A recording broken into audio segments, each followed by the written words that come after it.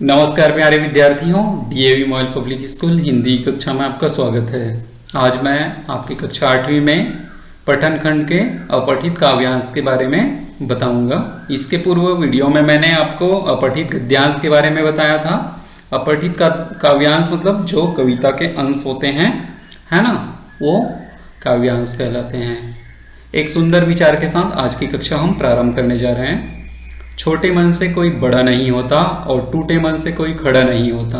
बात सही है, हमारा मन छोटा है तो हम बड़े बन नहीं सकते, और मन यदि हमारा टूटता है, टूट गया है, कोई कार्य करने का मन नहीं करता है, तो हम जीवन में कभी सफल नहीं हो पाएंगे। इसलिए अपने मन को बड़ा बनाइए, अच्छा सोचिए और मन को हमेशा हंसते मुस्कुराते रखिए। इन्हीं विचारों के साथ हम आज की कक्षा प्रारंभ करते हैं। अपठित काव्यांश। जानते हैं अपठित काव्यांश किसे कहते हैं? तो अपठित काव्यांश या पद्यांश, पद्य या कविता का कुछ भाग होता है ना, जिसको हम पहले से नहीं पढ़े होते हैं।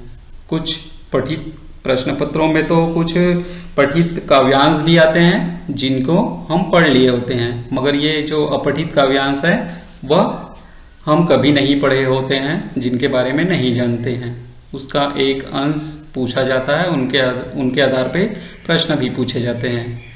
यह कविता किसी भी कक्षा या पाठ्यक्रम से नहीं दी जाती है ना, और इनके जो प्रश्न हैं उनको संबंधित पद्यांश के आधार पर उत्तर लिखना होता है। इससे छात्रों की कविता पढ़ने और समझने की क्षमता का विकास भी होता है, अर्थ ग्रहण भी हम करते हैं। कुछ विशेष बातें हैं जिनको आपको जानना चाहिए अपठित पद्यांश या काव्यांश का उत्तर लिखते समय। तो कविता को 2-3 बार तो अवश्य पढ़ना चाहिए, जिससे उसका भाव और अर्थ अच्छी तरह से समझ आ जाए। 2-3 बार हमेशा काव्यांश में दिए गए प्रश्न हैं उनका उत्तर लिखने के लिए पढ़ना चाहिए। कविता को समझकर उत्तर देना चाहिए, ना कि जैसा लिखा है वैसा। प्रश्नों के उत्तर कविता की लाइनों में नहीं देने चाहिए, बल्कि अपने शब्दों में, गद्य में देने चाहिए, वाक्यांशों में देने चाहिए, न कि कविता को जैसे के तैसे उत्तर में उतारना चाहिए। उत्तर बड़े ही सरल, स्पष्ट और कम शब्दों का प्रयोग करके भावों के साथ व्यक्त करना चाहिए, ताकि जो कविता दिया है उनके भावार्थ स्पष्ट हो जाए और प्रश्नों का सही उत्तर मिल जाए। आइए उदाहरण के माध्यम से हम समझते हैं। यहाँ पर एक हमने कविता लिया है, इस साथ में प्रश्न भी है ना। माँ ये लहरें भी गाती हैं, कल कल छल छल के मधुर स्वर में अपना गीत सुनाती है। मैं कब से बुला रही इनको, पर मेरे पास नहीं आती है। कुछ खेल खेलती इसलिए तट पर आकर फिर भाग जाती। मैं चलूं साथ खेलूं इनके, देखो ये मुझे बुलाती है। माँ ये लहरें भी गाती है, माँ ये लहरें भी गाती है। इस प्रकार एक बच्चे हैं, वह लहर के बारे में बता रहे हैं, है ना। तो प्रश्न यहाँ दिया है, लहरें क्या और किस प्रकार का सुनाती है? तो लहरें क्या करती है, क्या सुनाती है? लहरें गीत सुनाती है। कैसे सुनाती है? कल कल करते, छल छल करते, मधुर स्वर में करते। तो ऐसे हम उत्तर लिख सकते हैं। यहाँ काव्यांश के जो पद है उनको जैसे के तैसे उठाकर हम नहीं लिखेंगे। ये जो प्रश्न पूछा जा रहा है उनको हम उत्तर के रूप में उनके आधार पे लिखेंगे। कौन किसे बुला रहा है? मैं कब से बुला रही इनको, मेरे पास नहीं आती, है ना। लहरों को कौन बुला रहे हैं? जो कवि है वो बुला रहे हैं, है ना। तीसरा प्रश्न देखें, तट शब्द का पर्यायवाची लिखिए। तो तट मतलब क्या होता है? नदी के जो तट होते हैं ना, तट मतलब होता है किनारा। मधुर शब्द का विलोम शब्द क्या होगा? है ना, यहां शब्द आया होगा, देखिए मधुर शब्द। तो मधुर शब्द का क्या होता है? कटु होता है। पद्यांश के लिए उपयुक्त शीर्षक लिखना है आपको। तो नदी का किनारा या नदी की लहरें या सुंदर लहरें, ऐसा हम इस पद्यांश के लिए उपयुक्त शीर्षक लिख सकते हैं। ठीक है, समझ आ रहा होगा। दूसरा उदाहरण देखते हैं। खड़ा हिमालय बता रहा है, डरो ना आंधी पानी में, डटे रहो तुम अपने पथ पर, सब संकट तूफानों में, डिगो ना अपने पथ से, तुम तो सब कुछ पा सकते हो प्यारे, तुम भी ऊंचे उठ सकते हो, छू सकते हो नभ के तारे। अटल रहा जो अपने पद पर, लाख मुसीबत आने में, मिली सफलता उसको जग में, जीने में मर जाने में। जितनी भी बाधाएं आई उन सबसे ही लड़ा हिमालय, इसीलिए तो जगत भर में हुआ सभी से बड़ा हिमालय। बहुत सुंदर कविता है और आपको समझ ही आ गया होगा कि यह जो कविता है वो हिमालय पर्वत के ऊपर लिखा गया है। तो उपयुक्त काव्यांश में कौन बता रहा है?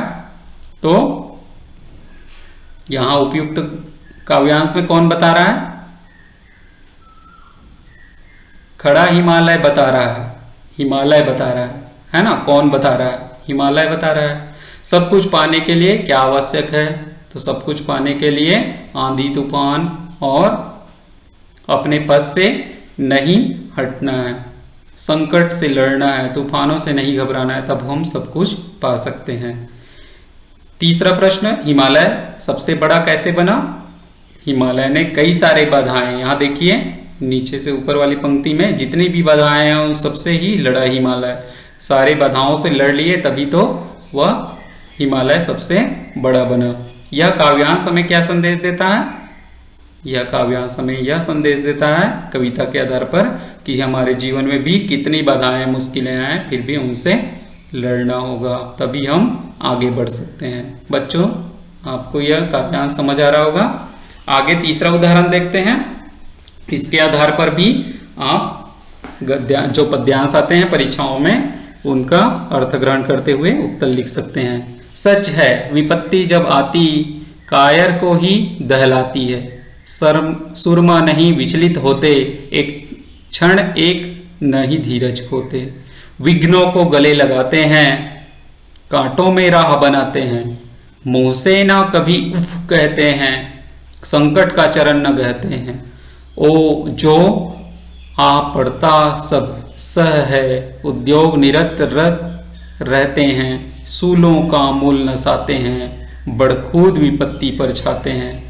तो यहाँ पर सुरमा विचलित नहीं, कायर जो डर जाते हैं उनके बारे में बताया है। तो विपत्ति से कौन डरते हैं यहाँ पर? तो पहले लाइन में ही लिखा है, यहाँ पर देखिए विपत्ति जब आती है कायर को दहलाती। तो विपत्ति से कौन डरते हैं? कायर लोग डरते हैं, है ना। कांटों में राह बिछाने का आशय क्या है? तीसरे लाइन में देखिए, विघ्नों को गले लगाते कांटों में राह बिछाते हैं। अर्थात कांटों में जो मुश्किलें हैं, कांटे जो रूपी रास्ते हैं, उन रास्तों में भी अपना राह बना लेते हैं, मुश्किलों का सामना करते हैं और आगे बढ़ते चले जाते हैं। ऐसा कौन करते हैं? जो सूरमा अर्थात शक्तिशाली बलशाली जो वीर है वो करते हैं। काव्यांश का उपयुक्त शीर्षक क्या होगा? तो सच है विपत्ति जब आती है, वीरता या उत्साह भी हो सकता है ना। तो उसके आधार कविता के आधार पे हम शीर्षक लिख सकते हैं। इस पद्यांश से आपको क्या सीख मिली? इस पद्यांश से यही सीख मिली कि कोई भी संकट आए हमको नहीं डरना है। कायर का विलोम शब्द क्या होगा? तो कायर का उल्टा शब्द क्या होता है? वीर होता है ना। बच्चों, आपको जो मैंने अपठित जो काव्यांश है, कविता है, उनको लिखने के उनके प्रश्नों को समझना है और उनको कैसे लिखना है इस बारे में बताने का प्रयास किया। आशा करता हूँ कि आपको यह जो वीडियो है अपठित काव्यांश के अच्छे से समझ आया होगा और आप भी भावार्थ को ग्रहण करते हुए दिए गए प्रश्नों का उत्तर सही ढंग से लिख सकें, ऐसी आशा करता हूँ। अब आपको कुछ अभ्यास के प्रश्न करने हैं। उपरोक्त काव्यांश के आधार पर आप कोई अन्य कक्षा की कविता के कुछ अंश लीजिए और उनमें 2 से 3, 4 या 5 प्रश्न, कम से कम तो 4 या 5 प्रश्न निकालकर उनके उत्तर आप गद्य रूप में लिखने का प्रयास कीजिए, जैसे कि तैसे पद्य रूप में न लिखें। आशा करता हूं कि आपको बहुत अच्छे से समझ आया होगा। अगले वीडियो में अगले विषय के साथ हम पुनः मिलेंगे। तब तक के लिए धन्यवाद। घर में रहें सुरक्षित।